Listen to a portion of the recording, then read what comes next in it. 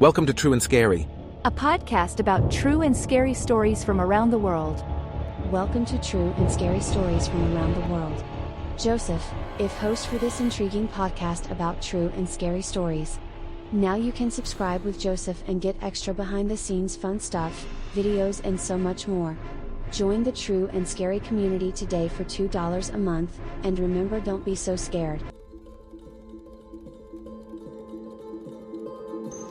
This is True and Scary. I am your host, Joseph. We are talking now about the Grimes sisters, the murder of. We'll be right back. True and Scary.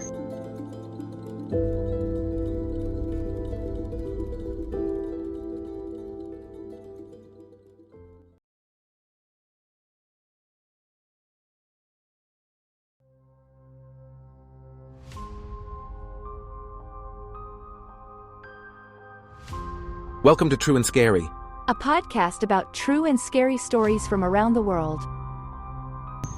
I am Joseph, your host. This is True and Scary.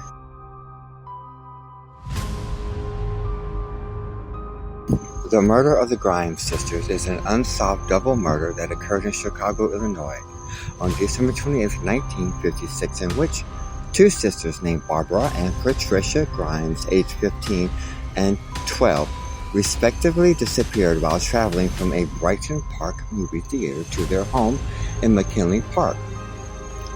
The disappearance initiated one of the largest missing person investigations in the history of Chicago. The girls' nude bodies were discovered alongside a deserted road in Willow Springs on January 22, 1957. Although the sisters' autopsy reports concluded they had been murdered within 5 hours of their last confirmed sighting, and that both girls had died of secondary shock. Numerous individuals attested to having seen the girls alive in the weeks between the night of December 28th and the subsequent discovery of their bodies.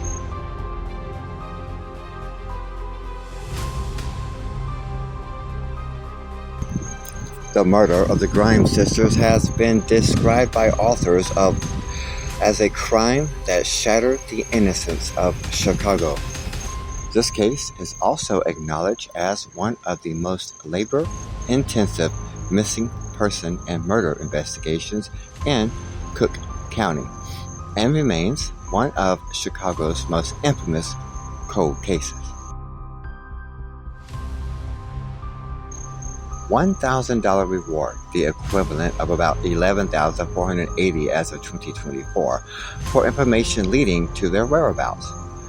As a result of this coordinated investigation, 300,000 people would be questioned, with some 2,000 individuals subjected to serious interrogation pertaining to the potential culpability, although the two arrests and charges brought against individuals who confessed to the crime subsequently collapsed. One individual, Edward Bedell, asserted he had been coerced into giving a confession after being subjected to a prolonged interrogation. Quick break, children. We'll be right back here to True and Scary. And remember, don't be so scared.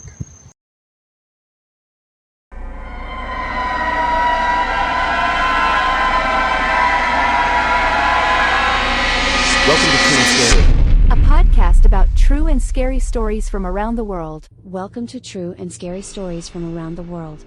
Joseph, if host for this intriguing podcast about true and scary stories.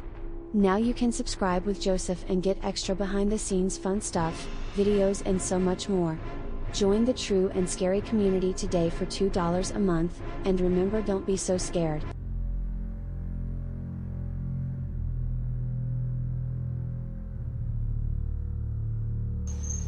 Despite police efforts and extensive media appeals, producing many reported sightings of the girls. Little in the way of hard evidence was yielded, although several teenagers who had been at the Brighton Theater on December 28th did inform investigators they had been seen the sisters conversing with, then entering a car driven by a young man whose physical appearance had been similar to that of Elvis Presley.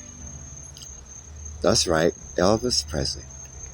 The vehicle described by these eyewitnesses was consistently described as being a Mercury model.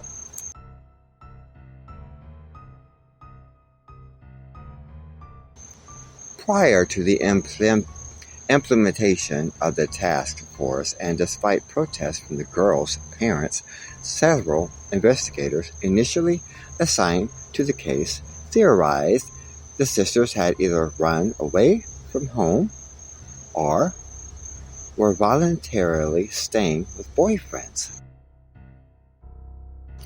Although the sisters were front-page news by December 31st, their disappearance would only be seriously considered as a missing persons case, and thus appropriately treated as such by investigators. After approximately 1 week had passed, without family and friends receiving any form of contact from either girl.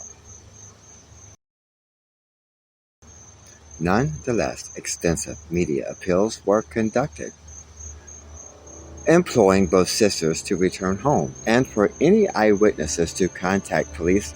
Resultantly, numerous alleged sightings of the sisters would be reported to police as late as January 9th, and these reports often described one or both of the girls as having been seen in various business establishments. These sightings supported several investigations. Initial theories: the girls had opted to leave home of their own accord. Quick break, children. We'll be right back. True and scary.